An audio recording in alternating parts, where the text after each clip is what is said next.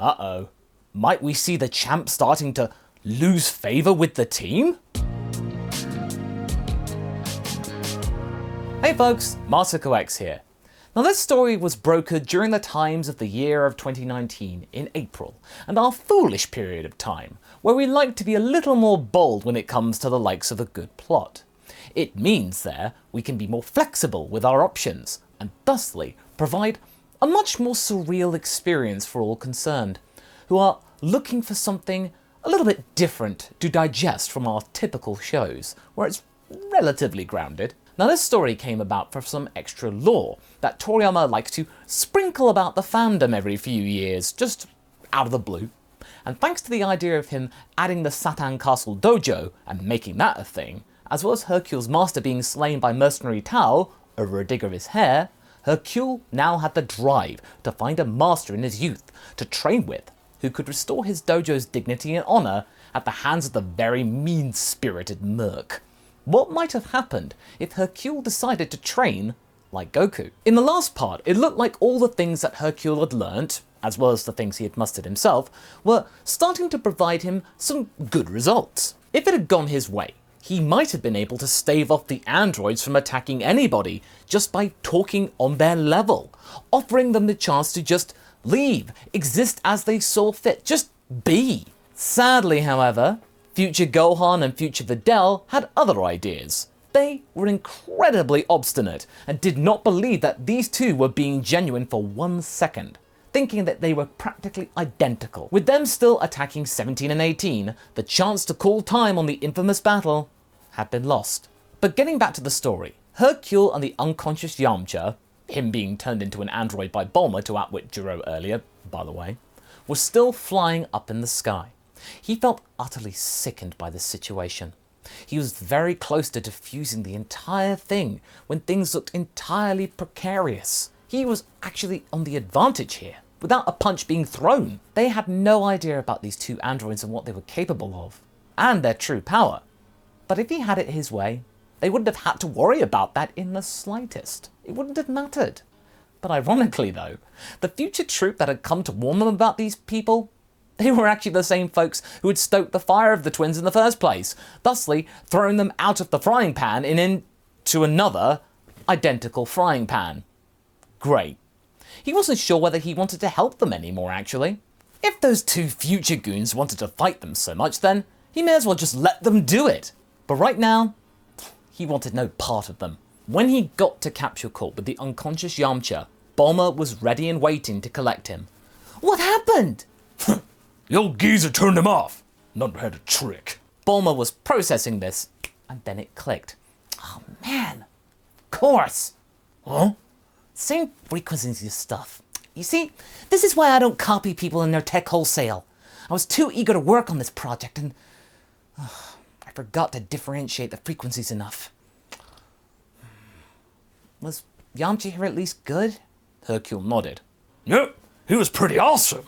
He had us for a spin for a long time. We had no idea what you'd done, of course, but... Bulma's face softened. I know. I heard the whole thing. You heard? How? Yamcha was... off? Well, standby to be more accurate. Some essential systems were still on, because otherwise he would turn off completely. And I could at least hear what was going on. Tough luck, buddy. You're pretty close to stopping the fight. I know. Hercule sat down, having laid Yamcha down on the ground beforehand. You know, sometimes they get so wound up in their own little games, they don't realize that the planet and its people are in danger sometimes. Sometimes it's best to stop the fight before it happens, instead of just letting it happen. I hear that, buddy, Bulma nodding, and then pulled out a remote of her own, and took a screwdriver to the back of Yamcha's right ear. I can at least get him back online for a moment. In fact, she was talking to herself as Yamcha scrambled and flailed into life. Whoa! What happened? Why am I back at Capsule Corp? Did we win? He was asking a lot of questions at once, but Hercule looked pretty grave. Ready not, buddy. The future twerps got us into another fight. Yamcha cursed, and the three of them were festering for a while before Bulma hatched a plan, like she so often does. Okay, instead of me beating myself up for not thinking about that remote thing, why don't I use this? What's the solution? Can you two fight? Hercule and Yamcha look at each other and then nodded. Yeah, they could. Good. If the frequency is the same, then this remote might work. She handed Hercule the remote she had for Yamcha. I need to fix you a little first though, Yamcha. Otherwise you're going to be shut down again by this, and I don't think you're going to like it. Once I'm done, I'll page you, Hercule, via this. She clicked a pinger in her pocket and the remote vibrated in her hand. Sort of like those things you get at restaurants when your table's ready. Press it only when it vibrates and when you're nearby the androids, and we'll be done for real. But what if the future people get mad? Yamcha said with trepidation. Well, then they can go back to their own stinking timeline and deal with it. With that, Hercule laughed and flew back to the battle with Yamcha staying put for the moment to be repaired properly. We then get the stuff up on the lookout with Piccolo and Kami, and that happens pretty much the same as it does in the original story, since nothing has really changed between them this time around. The now freshly brand new minted Piccolo goes off to fight this unspoken menace that Kami had been talking about, that had been consuming the life force of countless people below. However, this also catches the attention of Hercule up above, flying back to the scene. He could suddenly sense a bunch of people not too far away from him, and Piccolo heading towards them, and these were people he recognized. Did the fight move for some reason nearby? I mean, he couldn't sense the androids, but that was the same as before. So he put 2 and 2 together and got 4, he thought? I'm gonna give those guys a piece of my mind! He was referring to the future 2, by the way, but they weren't there when he looked closer. Odd. Had they already gone? Well, he was glad they weren't there anyway. He wasn't their biggest fan right now. When he landed, he recognized this place as Ginger Town. But this place was deserted, though. There were lots of people usually, but he couldn't see anybody. Only the remains of clothes on the ground. Well, what was going on? Man, this has been one freaky day. I'll be glad when this is all over. It's full of nasty surprise. He then felt a tinge of power as a battle was flaring up ahead of him. He rushed forward, ready to provide backup, but then saw not many people, but only 2 people. I mean, there was Piccolo, who had gotten way stronger for some reason, by the way, and then, Bug Man. Gross. Hercule recoiled at the sight of the insect man, and he chose to hide his power more. Luckily, the 2 hadn't noticed them being ensconced with their own struggles. You know, common practice in Dragon Ball. It's very convenient. When he witnessed the battle, our champ could tell that Piccolo was the one in charge of proceedings. Wow, Piccolo was fantastic in this fight. Perhaps if he finished off this bozo Bug, he could then help them take on the androids and tell those newcomers to get out of town. Then, he was reminded of the remote. He looked at it and thought, well, I guess I'm not needed here, actually, but or if there are people here that need rescuing. But I gotta stop those teenagers before they get angry. Why am I sensing energy from the others? That thing. What is that creature? But before Hercule could ask himself any more questions, the insect was readying to fire a Kamehameha to surprise Piccolo? There was only one thing for it. Kamehameha! Hercule yelled, and the projectile connected with the bug's one. Wait, how did it know the Kamehameha? He had another question for later. The beams connected and exploded in midair, Piccolo being blown backwards because of it, but safe. Hercule thought that he had saved Piccolo, but turns out not the case. The insect had used this sudden twist to its advantage. Cell, natural survival skills. He had flown through the explosion and caught Piccolo unawares, draining his arm into a saggy mound of flesh. Hercule let out a yelp, but contained himself. We then get Piccolo admitting defeat, Cell providing the backstory. With Hercule here to listen to this as well, our champ takes this on board. Damn, Jerome, you're one slippery customer, even in death.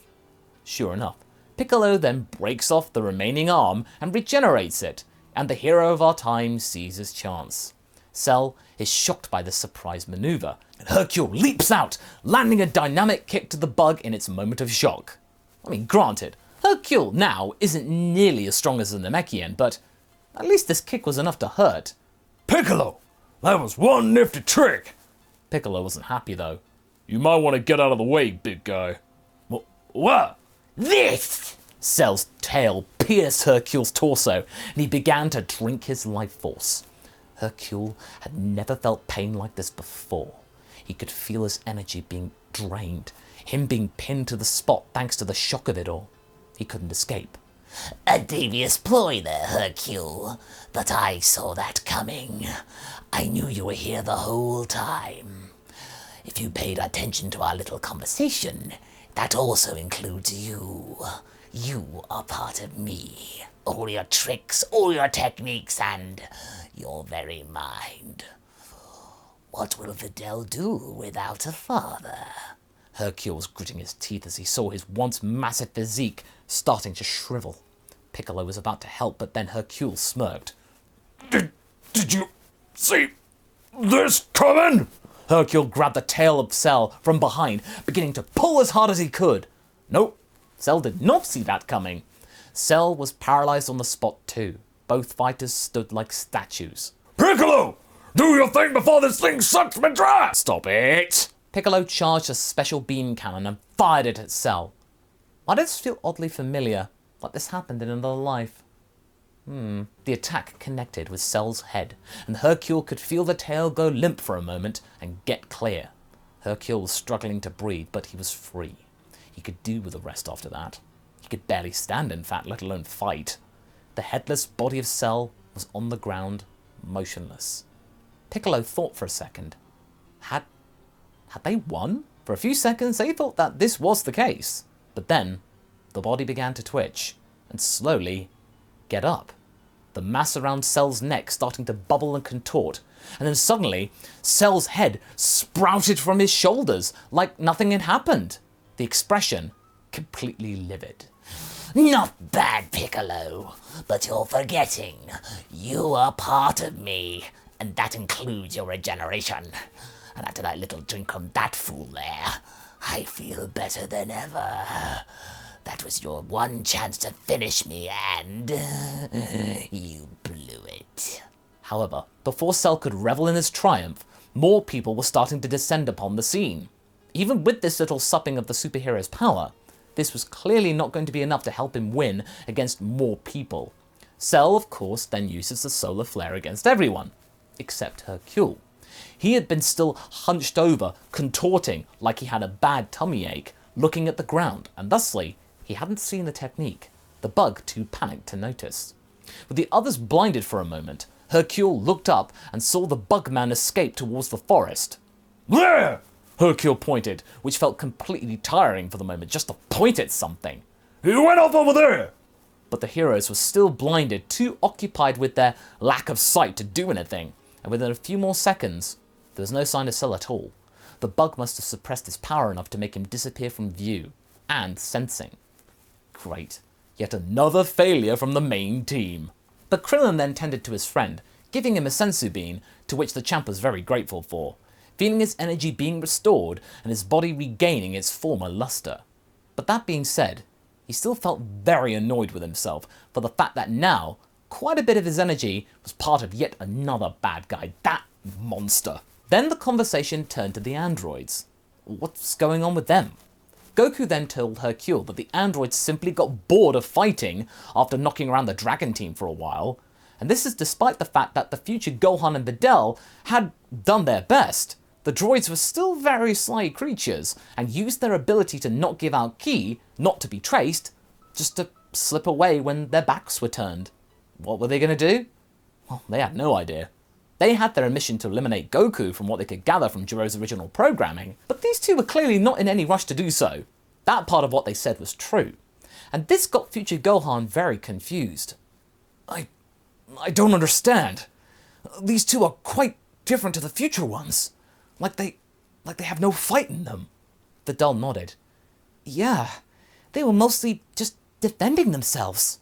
Hercule used this time to let rip. That's what I've been trying to tell you before you two had to go in there and ruin everything! The future duo, and everyone else for that matter, were taken aback at this outburst. Hercule didn't even care that his own future daughter was being such a knucklehead. I understand that your future is far more bleak and that your androids are far more evil.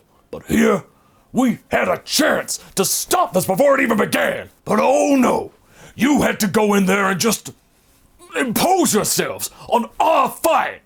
Goku was trying to calm Hercule down, saying that without the future people's help, they would have had no answer to the droids. I get that, but they still didn't help. Now, we've got another threat to deal with. Cell. Piccolo took over the exposition here, and the team are now fully informed of the situation.